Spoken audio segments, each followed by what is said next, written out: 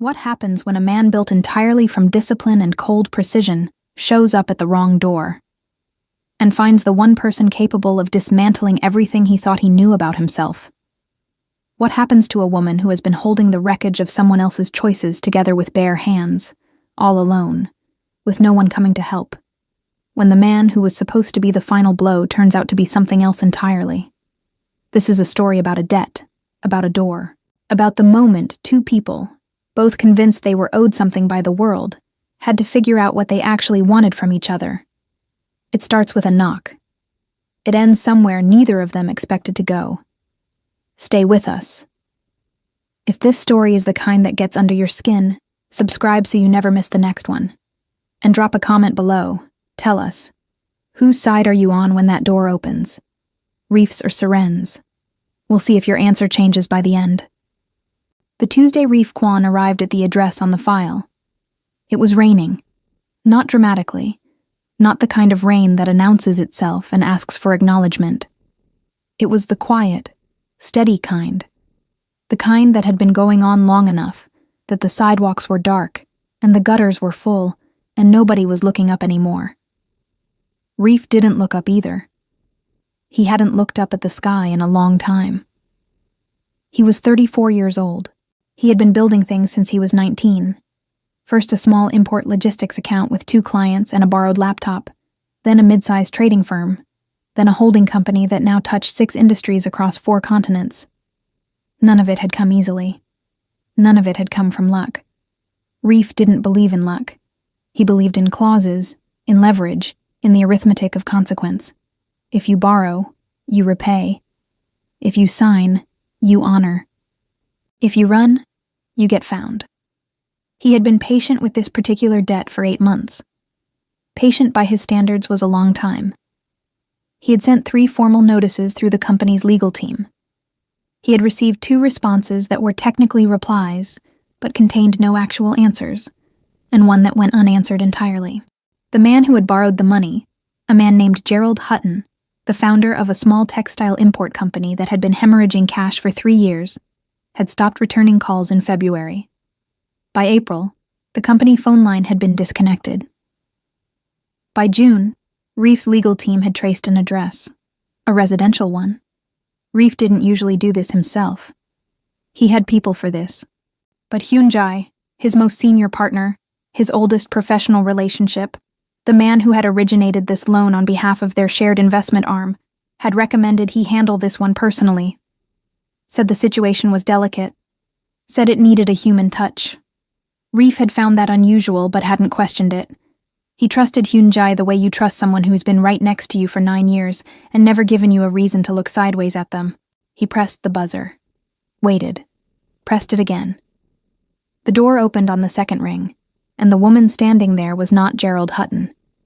She was young, late 20s, Reef registered, with the specific composure of someone who has been dealing with things alone for long enough that composure stops being a performance and starts being just the face you have. She was wearing clothes that suggested she hadn't been expecting company. An oversized sweater, bare feet on a hardwood floor that was slightly scuffed near the entrance, the kind of scuff that comes from years of living, not neglect. Her hair was pulled back, but not carefully. One earring in. She looked like she had been in the middle of something that required concentration, and had been interrupted. She looked at him the way people look at strangers who ring twice, not hostile, but measuring. Her eyes moved from his face to the folder under his arm, and back to his face. Something flickered behind them, not recognition. Something more like dread arriving before its explanation. I'm looking for Gerald Hutton. A breath, a pause just a half-second too long. My father passed away. A breath. 3 weeks ago, I'm his daughter. Seren. Reef stood in the rain outside a dead man's door, folder in hand, and felt the ground shift slightly beneath the logic of everything he had planned to say. He said nothing for a moment. Then, because he was Reef Kwan, and silence was not a strategy he used out of sentiment, but out of calculation. I'm sorry for your loss. She nodded once. The way people nod when they have received that sentence so many times in 3 weeks that it has stopped landing anywhere meaningful. Then she looked at the folder again. You're here about money. Not a question. There's a debt. In your father's name. Against a property registered to his company, which lists this address as its primary asset. She absorbed that. Her expression didn't crumple. It didn't harden, either. It did something more complicated. It settled, the way a face settles when it receives confirmation of something it already feared, but had been refusing to fully know. Her eyes moved back to his. How much? He told her the number. She looked at him for 3 full seconds. Then she stepped back from the door. You'd better come in. The apartment was clean, but not comfortable. That was the first thing Reef noticed when he stepped inside. Not mess, but absence. The absence of things that accumulate when people are living fully in a space. There were boxes in one corner, half filled. A stack of folders on the kitchen table that looked like financial documents. A single mug on the counter that had been rinsed but not put away. The couch had a blanket on it that suggested it had been used as a bed at some point, or often. Seren didn't offer tea. She pulled out a chair at the kitchen table and sat down across from him and folded her hands and said, "Tell me everything." He did. He laid out the loan. 2 years ago, April 2022, $400,000 extended to Hutton Import Co. Through the investment arm of Quanjay Capital, structured as a bridge loan, 18-month term, collateral listed as the company's primary operating asset, which was this apartment building, or rather, the unit that served as both the registered company address and Gerald Hutton's residence, and apparently now his daughter's residence. He never told me. Her voice was level. She was looking at the table. People often don't disclose debt to family members. I know that. A pause. He never told me about a lot of things. She looked up. What happens now, with the property? Legally, the estate has 30 days to respond to the outstanding notice before we begin proceedings to take the apartment. Yes. She nodded slowly. And is there anyone in the estate who isn't me? According to public records, no surviving spouse, no other listed dependents, no business partners on record. So there's just me. She said it matter-of-factly. Not bitterly. Just as a fact being named so it couldn't pretend to be anything else. And I don't have $400,000. Reef looked at her across the table. He had been in many rooms with many people who owed money they didn't have. He had learned to read the difference between people who would fight, people who would run, people who would try to charm their way around the number, and people who had run out of all those options before he walked in. Serene Hutton looked like the last category, but not broken by it, just present with it. She looked at him carefully. How much time do you need to figure out what, if anything, can be done? He paused. That was not the question he had expected. I can give you 60 days before we file. He didn't know why he said 60. The legal threshold was 30. She looked at him directly for the first time since they'd sat down. Thank you. No performance in it, no manipulation, just a woman accepting a small margin and not pretending it was more than it was. Reef picked up his folder and stood. He was at the door when she spoke again. Can I ask who originated the loan? Was it you personally or my partner, Hyunjae?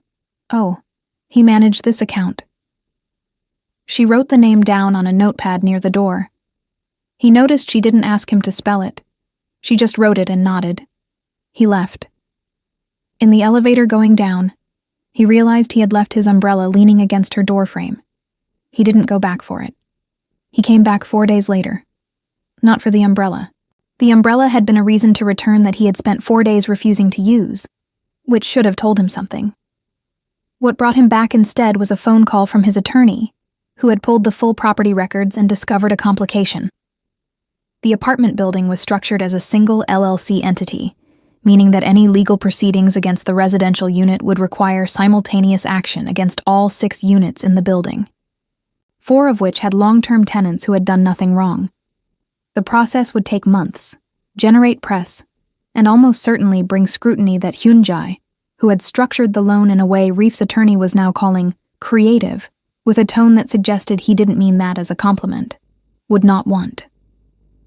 Reef's attorney suggested a private resolution. Reef agreed. He rang the buzzer at 11 in the morning on a Saturday. Seren answered the door in a different sweater, both earrings in this time, holding a pen as if she'd been using it. She looked at him with the expression of someone who had been expecting this visit without knowing when it would arrive. He held up the folder. "I have a proposal." She stepped back from the door. He came in. He laid out the terms at the kitchen table, the same 2 chairs. He would hold the foreclosure proceedings for 90 days, a full 3 months, if she would allow him to work from the apartment while his own office building underwent structural repairs. His lease on a temporary space had fallen through. The building had a 2nd bedroom. He needed a workspace that wasn't a hotel. She stared at him. "You want to live here. Work here. I have a hotel room." "That's an unusual request from someone who is about to take my home. It's an unusual situation." A long silence. She set her pen down. She looked at the half-filled boxes in the corner. They hadn't moved since he'd first seen them. And then back at him. She was quiet for a moment. 90 days. 90 days. During which time, if you locate any documentation from your father's records that pertains to the loan, any contracts, correspondence, amendments, you turn it over and I review it. If there's anything that changes the terms or the validity of the original agreement, I will take it into account. She looked at him carefully. "Why would you offer that?" "Because I prefer resolution without litigation." Which was true. It was not the whole truth, but it was true. She thought for a moment. "I work from home too. I'm a textile consultant. I have calls in the morning and sometimes in the evening. I need the kitchen for myself between 7 and 9 a.m. I don't want music before 10, and I need you to tell me before you bring anyone else into this apartment." "Agreed. And the umbrella by the front door is yours. I've been moving it every day for 4 days." Something almost moved across his face. Almost. I'll take it." She extended her hand across the kitchen table. He shook it. Her grip was firm, and she didn't hold it a second longer than necessary. 90 days. Then. She went back to whatever she had been writing. The first week was like sharing space with a stranger on a long flight. Not hostile, not warm, just 2 people with separate destinations managing a small shared environment with deliberate courtesy. Reef arrived each morning at 9, after the kitchen window she had established. He worked from the 2nd bedroom, which she had cleared of the boxes that had been stored there. He ate lunch at his desk or not at all. He left before 7 most evenings. He was quiet. He was efficient. He took up exactly the space he had said he would take up and no more. Seren was the same. She was professional on her calls, focused, precise, clearly good at what she did. She cooked in the evenings sometimes, and the smell of it moved through the apartment in a way that Reef noticed without meaning to. She read at night on the couch. She left books face down on the arm of the sofa, which suggested she read more than one at a time and didn't feel the need to be tidy about it. He found this detail oddly human. On day 9, he came back from a meeting to find she had left a plate of food on the kitchen counter with a small piece of paper under it that said, "Made too much. Optional." He stood there in his coat for a moment, looking at it. He ate it standing at the counter. He washed the plate and left it on the drying rack. In the morning, he noticed she had put it away, and neither of them said anything about it. This became a pattern he did not acknowledge and did not stop. On day 14, he forgot his laptop charger and came back at 8:30 in the evening. He had a key. She'd given him a spare at the start of the arrangement. No ceremony. Just left it on the counter. He let himself in quietly, assuming she'd be in the living room or her bedroom.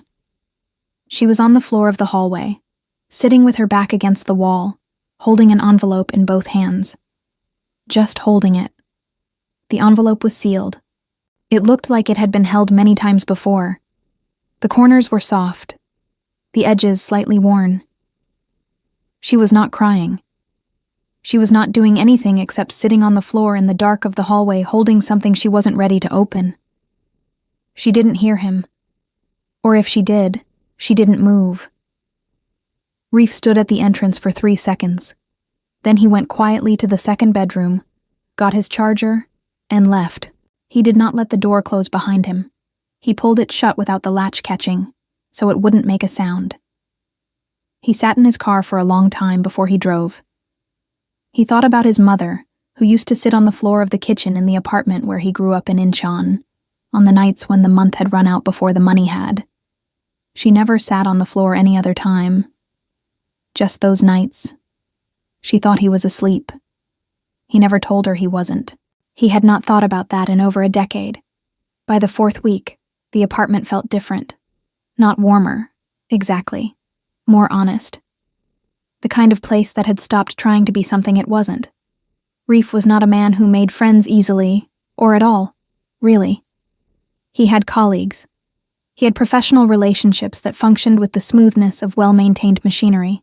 He had Hyunjae, who had been his closest ally for 9 years, and who occupied a category that Reef had never examined too closely because it had never needed to be examined.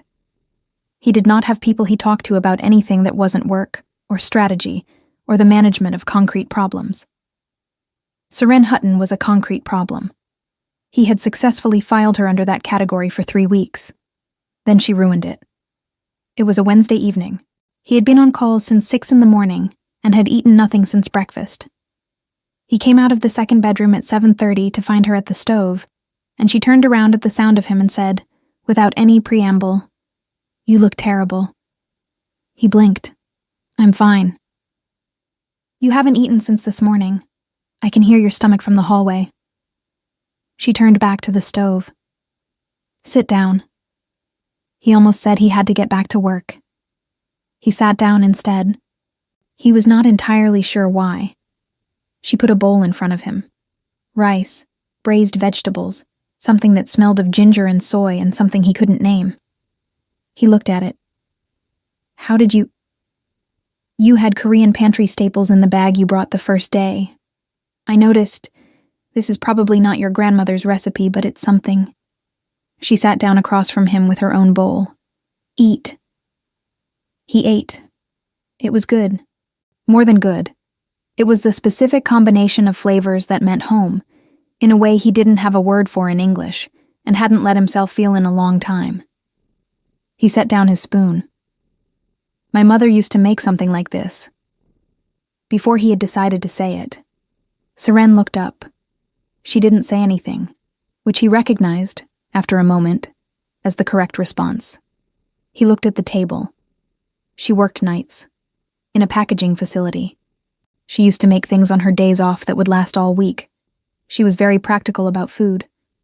"She sounds efficient." She was. A pause. "She died when I was 26. She never saw the company." Seren was quiet for a moment. Then, without looking up from her bowl, "Mine never saw me fail either," which I suppose is the other version of the same thing. Reef looked at her. "My mother left when I was 15. Her voice was measured, not performed. "My father wasn't. He tried. He was just not built for staying, for anything. I kept thinking, for years, that things would stabilize, that he'd figure it out. I moved back here 2 years ago to try to help him with the company." She looked at the table. He'd already signed the loan by then. He never told me. I don't know if he was ashamed, or if he just thought he could fix it before I had to know. Reef looked at the table. The loan was signed in April 2022. I moved back in March 2022. She met his eyes. So he already knew when I came back. He looked me in the face every day and never said a word. The room held that for a moment. Reef was quiet for a moment. Then, "That's why you haven't opened the letter." She paused. Then, quietly, "If he explains himself, I have to decide how I feel about it. And I'm not ready." A breath. "And if he doesn't explain himself, then I have to live with that too." Reef understood this with a clarity that surprised him. He understood the specific mathematics of choosing to not know a thing, because once you know it, it changes the shape of everything that came before it. He had been very good at not knowing for most of his adult life. He had built a great deal of his success on exactly that discipline. He tried to protect you. Reef's voice was careful. In whatever incomplete way he knew how. She looked at him sharply. For a moment she looked like she might argue. Then something in her face softened. Not into agreement, but into something more complicated. Maybe. He finished his bowl. She cleared the table. The evening moved on. He did not go back to the second bedroom to work. He sat on the other end of the couch and read emails on his phone, while she read one of her books. At some point the lamp in the corner was the only light on. Neither of them turned it off. The crack in Reef's certainty widened the morning he overheard her on a call. He was not eavesdropping. He had come out for coffee earlier than expected, moving quietly because it was only 7:15 and her kitchen window didn't start until 7. She was already up, already at the table, talking to what turned out to be a client, a textile firm looking to restructure their sourcing contracts. Reef stayed in the hallway, coffee in hand, not moving, because what was happening at that table was not a conversation he wanted to interrupt, and not one he could stop listening to. Seren was extraordinary at her work. He could tell in 90 seconds. She was precise with numbers, quick to spot the problem inside the problem, fluent in the kind of language that moved between technical and relational without losing either register. She had walked her client through 3 options, identified the one with the least risk, and arranged a timeline, all before 7:30. When the call ended, she made a note on her pad, took a long breath, and then noticed him in the hallway. She didn't startle. She looked at the clock and then at him. She looked at the clock, then at him. "It's before 7. I know. I'm sorry. I heard you working and I didn't want to interrupt." She looked at him for a moment. "You were listening." "I was." "No point in pretending otherwise. You're very good." She looked at him the way people look at a compliment they don't know what to do with, not dismissively, but as if they're checking it for hidden weight. He stood there a moment longer, not moving toward the second bedroom. "This is what you gave up when you moved back to help your father. This was your career." Her jaw tightened slightly. "I still have clients. You have fragments. You could have a firm." "Reef." She said his name for the first time, and the directness of it. No Mr. Kwan, no formality, just his name from her mouth, level and clear, stopped whatever he had been building toward. "And I don't need you to audit what I lost. I know what I lost."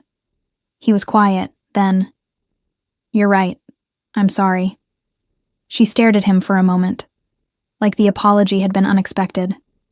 Then she stood and went to make her coffee, and said, over her shoulder, "The kettle's hot if you need it." He stood in the kitchen for a moment, holding his mug, and thought, "I have been coming to this apartment for 4 weeks to take this woman's home, and I just apologized to her for noticing she's extraordinary." Something was very wrong with his calculations. The letter opened on a Thursday night in the 6th week. Seren had not told him she was going to do it. She had been sitting in the living room when he came out to get water, and the envelope was in her hands, and she was looking at it with the expression of someone who has made a decision but hasn't executed it yet. He stopped in the kitchen doorway. Her eyes stayed on the envelope. "I'm going to open it." To the letter more than to him. He nodded once. "Okay." "I might need you to be in the room." A pause. "Or I might not." "I don't know yet." He came and sat on the far end of the couch. He did not make this into anything. He just sat there, at a reasonable distance, In case.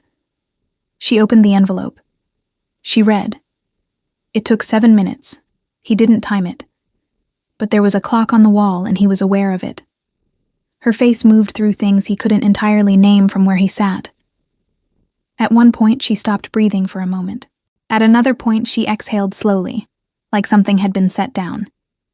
When she finished, she folded the pages carefully, refolded them, set them in her lap. She lowered the pages to her lap. He knew. Reef waited. He knew about Hyunjae.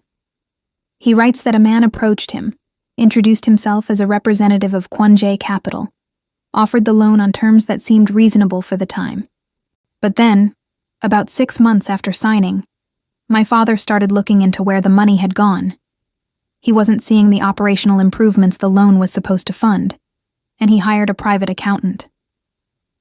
The accountant found that the loan disbursement had gone into an account that was nominally his company's, but had a secondary signatory he'd never authorized. The money had been rerouted. She looked at the letter. He couldn't prove it. He said he tried to contact the firm directly, tried to reach you, and kept getting Hyunjae. He was afraid if he pushed too hard he'd trigger foreclosure before he could build a case. Reef went still. He documented it. He documented everything. He says there's a folder, in the filing cabinet in the storage unit. She looked up. He rented a storage unit without telling me. Of course he did. Reef stood. Where is the storage unit? Reef. Seren. Where is the storage unit? She looked at him for a long moment. Something moved through the space between them. Not quite trust, but the shape of trust, the outline of it, forming in real time. She told him the address. They went the next morning. Together, without discussing whether they would go together. It was just the obvious next thing. The way next steps in a story become obvious once enough of the story has been told. The storage unit was full of the organized chaos of a man who had been trying to hold something together from the wrong end. Boxes of receipts, old invoices, contracts going back 15 years. And in the back, in a green plastic folder secured with a binder clip, exactly what Gerald Hutton had said would be there. Bank records, transaction logs, a paper trail of the secondary account, the one that bore his company's name, but had Hyunjae-oh listed as an authorized signatory on a document Gerald hadn't recognized or signed, a photocopy of an email exchange between Hyunjae and a third party that Reef didn't recognize, not yet, discussing the expected timeline on the loan's maturation and what they anticipated the recovery would look like. Reef stood in a storage unit that smelled of dust and close time, holding a dead man's evidence, and felt the specific cold clarity that comes when you understand that you have been used. Not just professionally, not just financially, used as an instrument of harm, pointed at an innocent woman and fired without his knowledge. Reef set the folder down. Hyunjae. Just the name. Quietly, like something being confirmed. Seren was watching him. She had been watching him since he started reading. Not reading over his shoulder, just watching his face, the way you watch someone to understand what they're actually made of. He looked up from the documents. This changes things. Does it? She wasn't being cynical. She was asking honestly. The debt was fraudulent. The loan disbursement was rerouted before your father ever had access to the full funds. He may have received a partial disbursement, enough to appear legitimate, while the bulk was absorbed by an account I didn't authorize and wasn't aware of. He set the folder down. Hyunjae structured this loan. Hyunjae handled all communications. Hyunjae told me to come here personally. He was putting it together out loud, the way you do when the pieces are finally in your hand and the picture is ugly. He wanted me to be the one at your door. If this ever came to light, it would look like I was the one who... He stopped. The one who forced a grieving woman out of her home, Seren finished, gently, not weaponizing it, just completing the sentence. Yes. She nodded slowly. So what do you do now? He looked at her. The morning light was coming through the open door of the storage unit, falling across the boxes and the years of documents and everything Gerald Hutton hadn't known how to say out loud. He turned to face her fully. "I go after him, and I fix this." She held his gaze. "Okay?" A beat. "I'm coming with you. This is my father's evidence. I should be the one who presents it." He looked at her for a long moment. He thought about telling her it wasn't necessary. He thought about telling her he could handle it. He thought about the 9 years he had spent trusting Hyun-jae, and the 6 weeks he had spent watching Seren Hutton survive things that would have broken a less honest person. He looked at her for a long moment. Then he stepped back toward the door. "All right." Reef moved fast. He had learned, at 19, that speed in a crisis was the difference between controlling a narrative and having it controlled for you. He contacted his attorney that afternoon, had a forensic accountant on the phone by evening, and by the end of the following day had a preliminary report confirming what Gerald Hutton's folder had suggested. The loan account had been structured with dual authorization that Reef had never formally approved.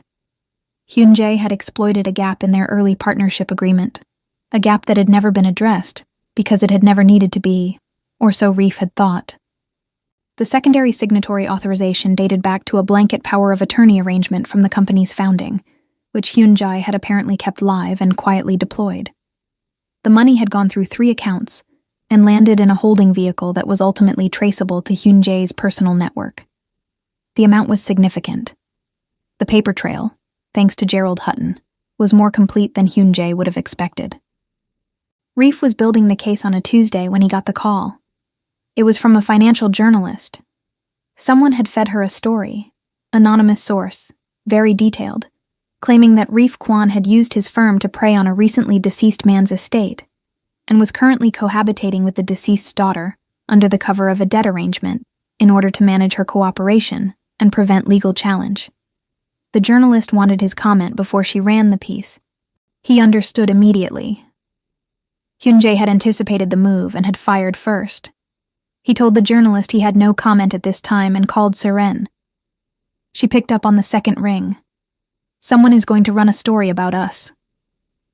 His voice was steady, controlled. "About this arrangement. It's going to be framed as predatory. It's going to imply that what happened between us wasn't..." He paused, struck by the phrasing. What happened between us? He had not considered before this moment that there was a between them. "It will imply that I manipulated you. I wanted you to know before it ran." A silence. "How long do we have?" 24 hours at most." Another silence. Then, "I'll call you back in 2 hours." She hung up. He stared at his phone. He had half expected anger. He had half expected fear. He was not prepared for competence. What Seren did with 2 hours was this. She called her father's private accountant, who was willing to make a statement. She called the storage facility and confirmed documentation of the rental in Gerald Hutton's name. She wrote out a timeline, her own version, factual, dated, of every interaction with Reef from the first knock to the present day. And then she called a contact of her own, a woman who ran a financial news podcast with a serious following, and asked if she had 30 minutes. Reef found out about this because the podcast went live the following morning, before the journalist's piece ran, and someone on his team sent him the link. He listened to it in his car, parked outside his hotel, before he went up to his room. Seren's voice was steady throughout. She explained the situation, the debt, the discovery, the evidence her father had left. She spoke about Gerald Hutton not as a victim and not as a hero, but as a flawed man who had tried, in the end, to do the right thing the only way he knew how.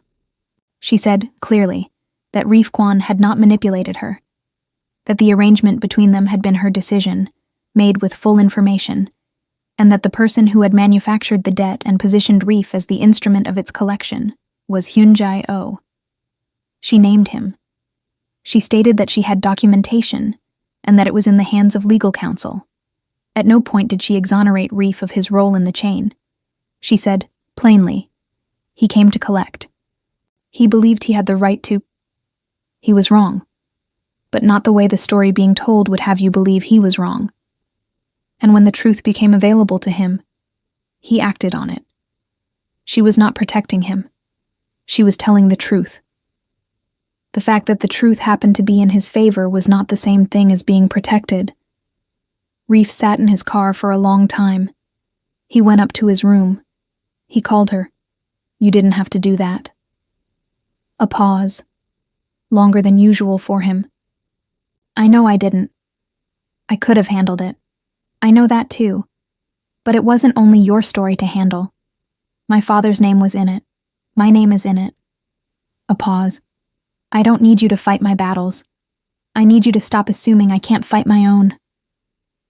The line was quiet. There was a long silence on the line. Then, "I was raised to believe that owing nothing to anyone was the same as being free." She was quiet. "I'm starting to think I've been wrong about that." He said it with the specific difficulty of someone stating a thing they have never said before and are not sure they're allowed to say. "For a long time?" She didn't answer immediately. When she did, her voice was quieter too. Her voice came back quieter. "Maybe freedom isn't about owing nothing. Maybe it's about choosing carefully what you're willing to owe." He didn't respond. But he stayed on the line for another minute, before either of them spoke again. Hyun-ji-oh retained legal counsel by the end of the week. His first move was to issue a counterstatement through his attorney, claiming the power of attorney arrangement had been mutually understood, and that any disbursement irregularities were the result of contractual interpretation, not fraud. His second move was to reach out to Reef directly, not through attorneys, through a personal message, the way men do when they believe that their history with you is a card they can still play. The message said, "We've been building together for 9 years. Whatever you think you found, it can be resolved between us. Don't burn something real for a woman you met 6 weeks ago." Reef read it once. Then he forwarded it to his attorney with 2 words, Exhibit A. The forensic case moved forward. Within 10 days, the financial irregularities had been formally reported to the relevant regulatory body. Hyun-jae's assets, including the holding vehicle that had received the rerouted funds, were frozen pending investigation. The process was not instant and was not clean. These things never are. There were press cycles, and there was noise, and there was a week where Reef's name was in financial headlines more than he liked. But the narrative had been shaped early, and the documentation was thorough. And Gerald Hutton, a man who had spent the last 2 years of his life quietly building a file that no one knew to look for, had turned out to be more thorough than anyone had expected. The debt was formally nullified on a Wednesday, 47 days before the end of the 90-day arrangement. In a 1-paragraph legal notice that Reef's attorney sent to Seren's attorney, she had found one, small firm, good, stating that the loan in question had been issued under fraudulent authority, and that Kwon-jae Capital bore no valid claim against any asset of the Hutton estate. Reef was in Seoul for 2 days of meetings when the notice went through. He didn't hear about it until he landed back in the city. When he checked his phone at the airport, there was a message from Seren. Just 4 words. Got the letter. Thank you. He read it in the back of the car. Read it again. He typed 3 different responses and deleted all of them. Then he drove to the apartment. She was at the kitchen table when he let himself in, which he recognized, as he was doing it, was something he would no longer have the right to do. The 90 days weren't up, technically, but the reason for them was gone. She looked up from her laptop. She read his face. She looked up from her laptop. You don't have to knock. You still have 43 days. The arrangement was conditional on the debt situation. The arrangement was also mine to end, and I haven't ended it. She held his gaze steadily. Sit down, Reef. He sat down. At the kitchen table, in the same chair, she closed her laptop. She folded her hands. I've been thinking about what I want to do next, with the consultancy, the direction I'd actually take it if I weren't just surviving. He waited. There's a gap in the mid-market textile supply chain advisory sector, specifically in companies transitioning from legacy Asian sourcing to diversified models. It's a niche, but it's growing, and no one is doing it well. She looked at him directly. I've been putting together a proposal for the last 10 days, not for anyone specific. just because I needed to see it on paper. He looked at her. Let me read it. She slid a folder across the table. He opened it. He read for 11 minutes. She made coffee. She put a cup in front of him without asking. He kept reading. When he finished, he looked up. He set the folder down on the table. This is serious work. I know it is. The gap you've identified. We have 3 portfolio companies sitting in exactly this transition problem right now. None of them have found an advisor who actually understands both sides of the chain. He paused. I'm not offering this as charity. I want to be clear about that. I'm offering this because it is a real problem, and your proposal is the most coherent solution I've seen. She studied him. The morning light was coming through the kitchen window, the same window she had claimed at the beginning of this arrangement, and it fell across the table between them the way light does when it's decided to stay. She looked at him directly. I'm not interested in owing you. You wouldn't owe me. You'd be contracted, independent. Your rates, your terms. I'd be a client, not a patron. A long silence. The coffee cooled slightly. Neither of them touched it. A long silence. She pushed back her chair slightly, crossed her arms, not defensively, just thinking. Okay, but I want to renegotiate the kitchen window. 7 to 10, not 7 to 9. My best calls are early. He almost smiled. He was sure of it this time. There was something happening in his face that he hadn't authorized. 7 to 10. And I want it in writing. I've learned something about verbal agreements recently. This time he did smile. It was small, and it arrived without permission, and it was entirely real. In writing, he agreed. A week later, on a Sunday evening, Seren moved the last of the half-filled boxes out of the hallway. She had been unpacking them gradually over the past few weeks, adding things back to shelves, reclaiming the apartment as a place to live in rather than a place to leave. The green folder from the storage unit was in her desk now, closed, behind the files for her current clients. The letter from her father was in the top drawer of her bedside table. Reef had asked her, once, obliquely, whether reading it had done what she'd hoped. She had said, it didn't explain everything, but it explained enough. He tried. He just didn't know how to ask for help while he was still trying. She had paused, and then said, I've been told I have the same problem. He had looked at her and said nothing, which was, she had learned, the way Reef Kwan indicated that something had landed somewhere real in him. She understood him now. In the specific way you understand someone when you have watched them exist in an ordinary space for long enough to see past the surface they lead with. Reef was not cold. He was careful. There was a difference, and it had taken her a while to find it.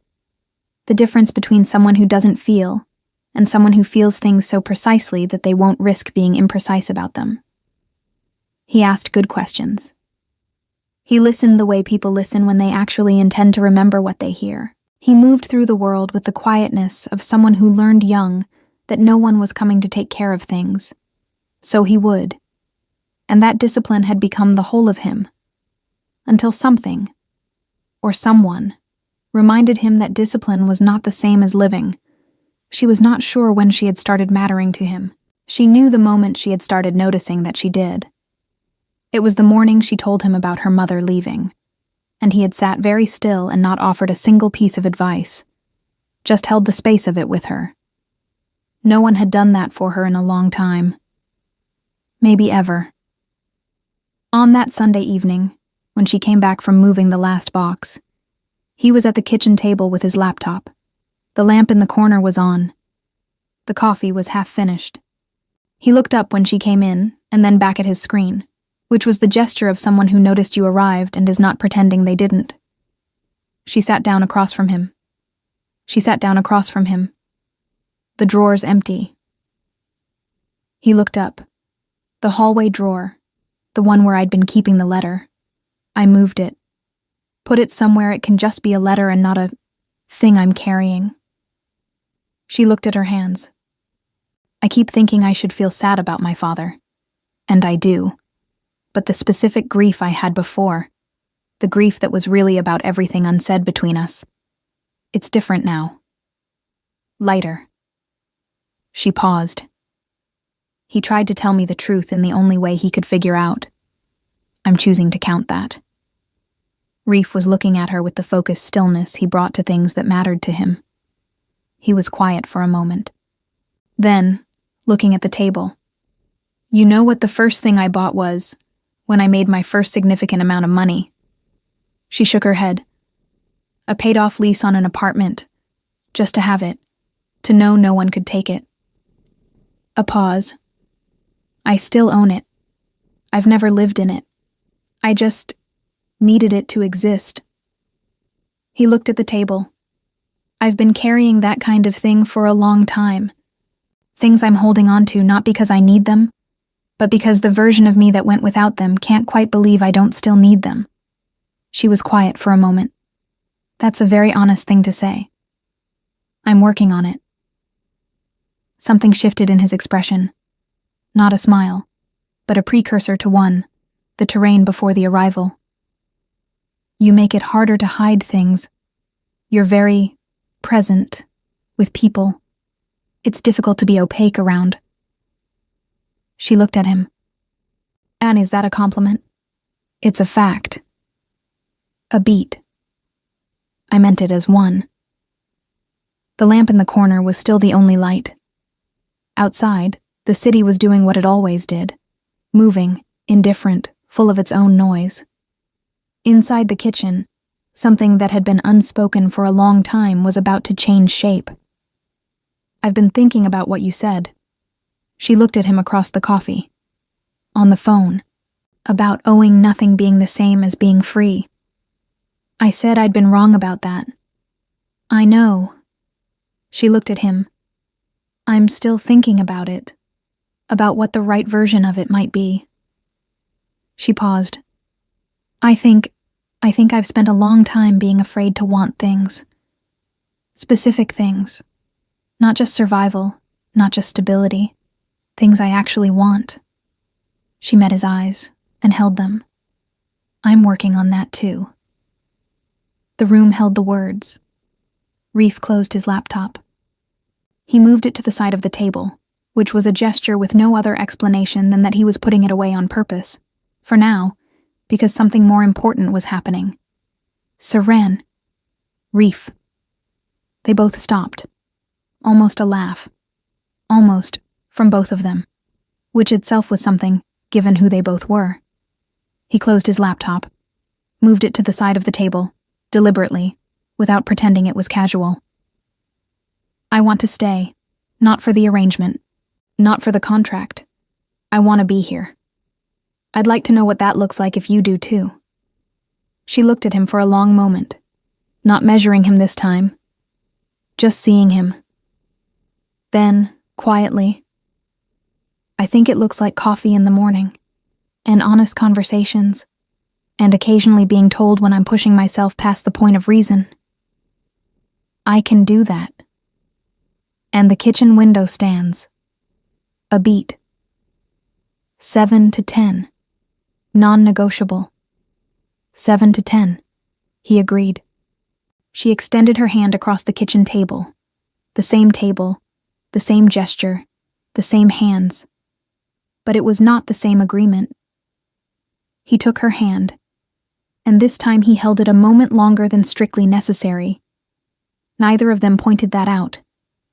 In the spring, 6 months after Reef first stood in the rain outside a door he had no reason to love, the supply chain advisory firm that Seren had outlined in that folder on the kitchen table officially incorporated under her name.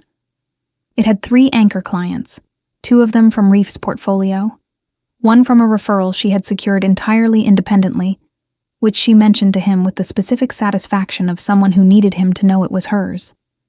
He told her he knew. He told her he had known she would. She had moved the last of the boxes out months ago. The apartment no longer looked like a place someone was about to leave. The bookshelves were full. Both earrings were always in. and there were 2 mugs on the counter in the morning now instead of 1. Small evidence of a life that had been rebuilt from the inside out. Hyun Jae-oh's case was moving through the regulatory process. These things take time, and the law moves at the law's pace, not anyone else's. But the evidence was solid, and the outcome was not in doubt. Reef had a new COO, a new partnership agreement with language that would not offer the same gaps, and a version of his company that he understood more clearly than he had before, including the parts he had trusted without looking closely enough. He had looked at all of it now. On an evening in April, Seren was at her desk when she heard him come in. She had left the door unlocked, which she had started doing 6 months ago for a practical reason and continued for a different one. He set something on the kitchen counter. She heard the sound of it. "What is that?" she called from her desk. "Food. I made too much." She stopped typing. She sat for a moment, smiling at her screen. Not performing the smile for anyone, just having it. She stopped in the doorway of her office. "That's my line." He didn't turn around from the stove. "I know.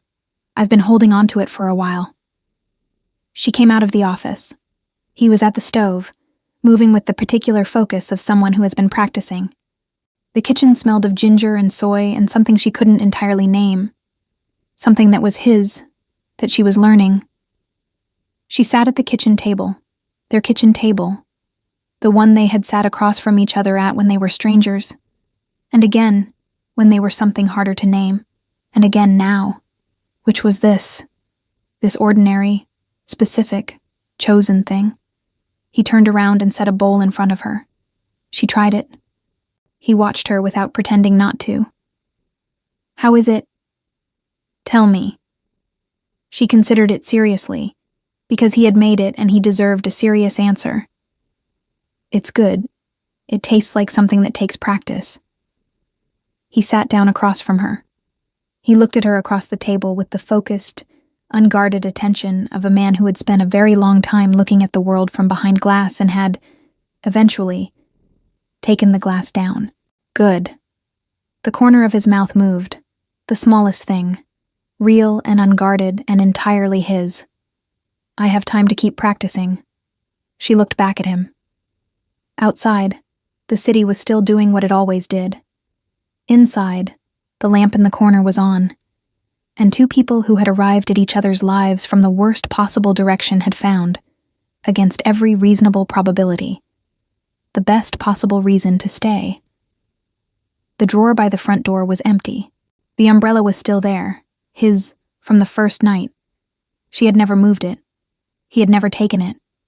Neither of them had needed to say anything about that. They didn't now either. Thank you for watching. If this story moved you, share it with someone who needs it. Subscribe for the next one.